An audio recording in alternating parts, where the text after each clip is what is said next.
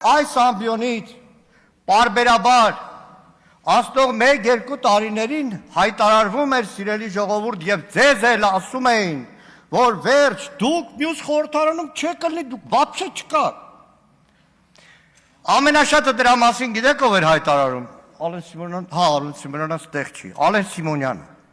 Մենք այստեղ ենք։ Հիմա 12 հոգով, բայց դա էական նշանակություն չունի։ Բայց այստեղ մի կարևոր բան կա։ Հաշվարկը սխալ է քաղաքական մեծամասնության, որովհետև արդյունքը այս ընտրությունների եւ նաեւ անցնող 5 տարիների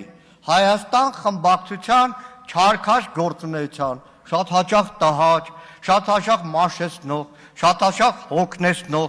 շատ հաճախ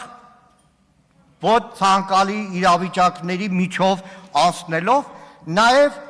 Հայաստանում ստեղծեց մի իրավիճակ, որ այսօր մեր խորհրդարանում ընդդիմությունը ներկայացված է 46 հոգով։ 46 եմ ասում, որովհետև այս ընտրություններից հետո կենտրոնական ընտրական հանձնաժողովի անօրինական որոշմամբ գողացվել է ընդդիմության ևս 5 մանդատ։ 21 թվականին Հայաստան դաշինքը գրեթե եզակի ընդդիմադիր կուսակցություն էր, որ մասնակցում էր ընտրություններին եւ իշխանության դեմ եղած բոլոր մեր հայրենակիցները կամ ոչ ամբողջությամբ, բայց մեծամասնությամբ քվեն տալիս էր Հայաստան դաշինքին։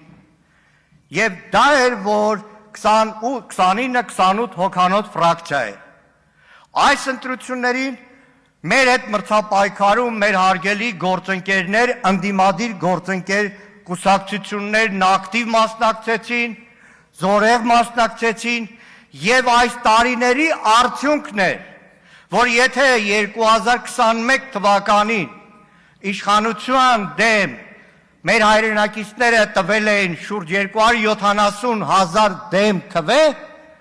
այս ընտրություններին շուրջ 600,000 մեր հայրենակից քվեարկել է ընդդիմադիր, վառ ընդդիմադիր, այն ուժերին, որի արդյունքում ակնկալել է, որ ԿՊ-ն զրկվելու է իշխանությունից։ Սա է հանրագումարը, սա է արդյունքը։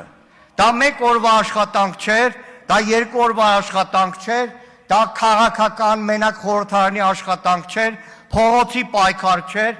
դա մեր շատ հայրենակիցների զրկանքն էր, բանտարկությունն էր։